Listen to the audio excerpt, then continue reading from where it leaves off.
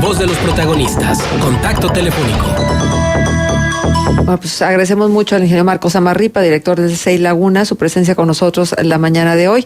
Con él vamos a platicar sobre el informe de World Justice Project sobre la debilidad del Estado de Derecho en México por la violencia, la corrupción y la impunidad. Marco, gracias por estar acá. Bueno, ustedes hacen una cantidad de mediciones, lo platicábamos con Luis Alfredo el día de ayer, importantísimas. Y estas mediciones abarcan muchos temas. Y bueno, no ha sido raro que toquen o que bordeen el tema de la justicia. Sí, así es, Marcela. Nos llamó mucho la atención los resultados del World Justice Project ahora para el 2018, en donde por primera vez, y cosa que celebro, hicieron este análisis a nivel estatal en nuestro país.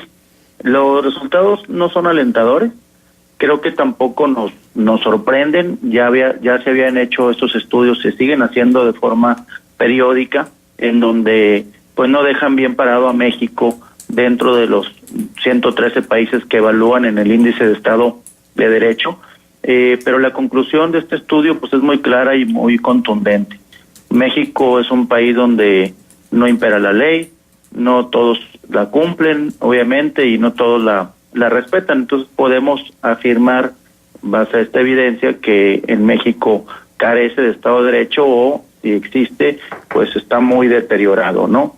Se ha cuestionado también mucho si es posible medir este Estado de Derecho, y creo que esta metodología pues abarca factores que son sumamente importantes para tomarlos en cuenta, ¿no? No quisiera entrar en detalle de que primero habría que entender qué es Estado de Derecho, porque muchos lo tienen en su discurso, sobre todo actores políticos, pero pareciera que no entienden la profundidad de esta palabra, que creo que ya está muy trillada, pero que también pues pone en evidencia que tanto se están garantizando, por ejemplo, los derechos fundamentales, etcétera, ¿no? Es decir, es un índice complejo que puede discernir también si es posible medirlo o no, pero creo que lo hacen muy bien, y qué bueno que ya se cita un precedente para poder estarlo midiendo y comparando a través del tiempo. Uh-huh. Quisiera centrarme yo en cómo nos fue en el tema en los estados.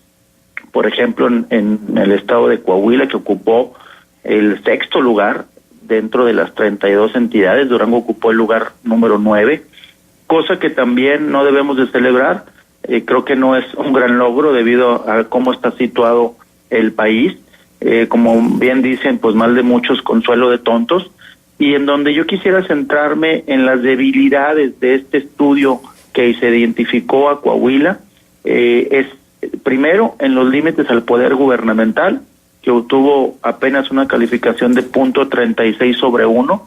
Este indicador mide los pesos y los contrapesos gubernamentales que limitan el accionar de quienes gobiernan, y aquí obviamente en este estudio que se basa en varias encuestas a ciudadanos y expertos en estos temas, la peor calificación la obtuvo los organismos de fiscalización y control, que no son un contrapeso eficaz. Ya lo hemos visto, ya lo hemos vivido. Incluso también los funcionarios del gobierno no son sancionados cuando abusan de sus funciones, cosa también que ya hemos vivido y sufrido aquí en el estado de Coahuila. También se calificó bajo el tema de las elecciones, que no son libres, ni limpias, ni transparentes. Y algo que lo vemos muy reciente, es que la sociedad civil, ni los partidos, ni la prensa son un contrapeso. Esos son, creo que, los temas en donde el estado de Coahuila tiene que mejorar. Fue este factor dentro de estos 8 que incluye esta medición, en donde peor salió calificado, y también el tema de la ausencia de corrupción, en donde en la inmensa mayoría de la gente que fue encuestada y los expertos que fueron también de parte de este estudio manifiestan que los funcionarios del Poder Legislativo, del Ejecutivo, los policías, los ministerios públicos, sí abusan de sus funciones. Entonces creo que queda muy claro el panorama en el Estado, que insisto, no deberíamos de celebrar, sino al contrario, creo que queda aquí muy claro en dónde hay que trabajar, y sobre todo pues que los contrapesos tanto de sociedad civil como de prensa y el tema de la fiscalización interna, creo que son las calificaciones más bajas, y donde tenemos que poner el dedo y señalar que estos indicadores se mejoren, ¿no? Exactamente. Sí, y sin embargo, bueno, pareciera que hay tanto que hacer que a veces no se sabe por dónde empezar. Dentro de las políticas anunciadas por el nuevo gobierno federal, ¿te parece a ti que haya alguna proyección que nos dé más certezas jurídicas, que haya más Estado de Derecho, más legalidad, más justicia? Pues mira, tienen al menos la idea de centralizar. Yo creo que al momento que abrieron y que hay constituciones estatales, leyes estatales, por ejemplo, y luego arriba de ellas leyes generales, creo que al menos yo le encuentro algo de sentido de volver a centralizar, porque hoy las condiciones de nuestro país, y aquí están estos estudios tan profesionales, pues indican que no vamos por buen camino. Incluso México ha estado empeorando en este índice de Estado de Derecho que hace el World Justice Project, y eso obviamente pues es preocupante. Pero vemos también, Marcela, que hay otros países, por ejemplo, los nórdicos, hablando de Finlandia, Dinamarca, Noruega, que tienen los mejores índices de Estado de Derecho, y pues yo preguntaría, sí, obviamente hay una diferencia abismal, pero creo que tenemos que transitar hacia esas prácticas.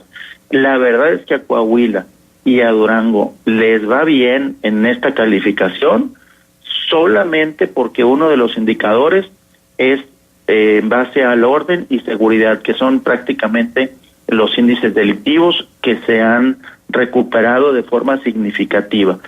Si no ha sido por este indicador, la verdad es que estaríamos a media tabla o a más abajo de la media, porque este indicador sí les ayuda de forma significativa, porque vienen también temas de justicia penal, insisto, el tema de la ausencia de corrupción, en donde sí son de los estados peor calificados, pero sí de alguna forma les ayuda el mejoramiento en los índices delictivos, y obviamente pues las conductas en estos países que yo mencioné, pues las conductas están reguladas. Creo que hay ciudadanos no habitantes, como yo lo he manifestado en muchas ocasiones, y creo que eso nos tiene pues en los últimos lugares no tan decorosos pues a nivel internacional, ¿no? Exactamente. Ahora, ¿dónde, yéndonos estado por estado, tal vez Coahuila y Durango tendríamos que empezar? Hace un rato Víctor Alducin nos compartió un comentario que me parece muy atinado, porque él desglosa en 3 puntos importantes cómo estamos en materia de justicia. Por una parte, habla de los ministerios públicos poco preparados y mal pagados. Habla de los juzgadores que prefieren recibir dádivas y normalmente en alianza con los ministerios públicos, y lo que tiene que ver con la legislación. Pero yo añadiría tal vez un cuarto factor que tiene que ver con la transición que estamos teniendo en materia de justicia al sistema de juicios orales, que finalmente lo vemos y conocemos que por más de que ha pasado el tiempo, no todos los estados están preparados para poder hacerle frente a lo que significa la oralidad en la justicia. Sí, así es. De hecho, haciendo este análisis, aquellos estados que iniciaron antes, ya ves que esto fue una carrera y algunos estados iniciaron más rápido, otros más tarde, los estados en donde ya se tiene tiempo en que se implementó este sistema de justicia penal acusatorio, han tenido indicadores mucho mejor que aquellos en donde hay ciertos rezagos. Es decir, creo que sí hay evidencia de que esto empieza a funcionar. Obviamente nos va a llevar mucho tiempo, pero hoy los estados, los más atrasados en la implementación de todo este nuevo sistema, bueno, ya no tiene nada, son los peores calificados. Y también aquellos en donde hay altos índices de inseguridad, caso de Guerrero, por ejemplo, son los que tienen también los peores índices. Guerrero fue el peor Estado. Entonces, sí hay una relación entre justicia y seguridad, pero también es importante que los ciudadanos intervengamos en esto, participemos, seamos un contrapeso importante, porque eso también se califica dentro del Estado de Derecho. Y mientras no haya un contrapeso de sociedad civil, que hoy vemos y participamos, pero nos siguen cerrando la puerta en nuestras narices, pareciera que hay simulación, todo esto también implica directamente en un Estado de Derecho. Y parece que hay estados que avanzan más que otros, pero son definitivamente estos factores, el tema de seguridad y el tema de la justicia, que están afectando directamente el desempeño, ¿no? Pero es que además, ¿qué podemos esperar, Marco, con casos tan emblemáticos, ¿no? y tan trascendentes desde la opinión pública como el de Javier Duarte, donde le dan esta cantidad de años de sentencia, cuando ya pues pasaron también algunos que está detrás de la reja el señor, y que no corresponde al daño causado? Estos mensajes que se envían son mensajes de mucha incongruencia, porque por una parte se quiere fortalecer el Estado de Derecho y la justicia, y por otra parte le dicen a un señor que cometió pues estas atrocidades, porque poner agua en lugar de quimioterapia es una atrocidad que no podemos olvidar. Pues este señor le dicen, pues no se preocupe, que al cabo va a estar guardadito un tiempo y luego lo liberamos. Sí, por eso insisto en que quizá pueda cuestionarse un poquito, discernir la ponderación de estos indicadores. La verdad, yo sí veo mucho mayor peso, por ejemplo, en lo que tú comentas, en justicia penal, justicia civil, por ejemplo, si lo comparamos con un gobierno abierto, ¿sí? O con un cumplimiento regulatorio, que son otros de los factores que aquí se evaluaron. Entonces, sí creo que habría que cuestionarnos eso. Yo creo que la justicia, en ese caso en específico, y yo creo que pues en muchos, obviamente es parcial, no es independiente y no está libre de corrupción. Creo que se da un pésimo mensaje del acceso a la justicia, sobre todo porque pues estas resoluciones quedan mucho a deber, pareciera que no se ejecutan efectivamente, y obviamente pues esto viene en deterioro al Estado de Derecho, ¿no? Entonces creo que nosotros tenemos que seguir vigilando, señalando, cuestionando, pero sí tratando de crear un capital cada vez mayor, que sea un contrapeso y una exigencia, que no quede otra más que atender a las necesidades de los ciudadanos, que hoy pareciera que nos están pues dejando fuera en esa toma de decisiones. Exacto. Bien, Marco, pues siempre muy interesante tenerte acá y escuchar tu punto de vista, y en esto de la justicia y la necesidad de fortalecimiento del Estado de Derecho en México, pues creo que no hay mucho más que agregar, y todos sabemos por qué y para qué.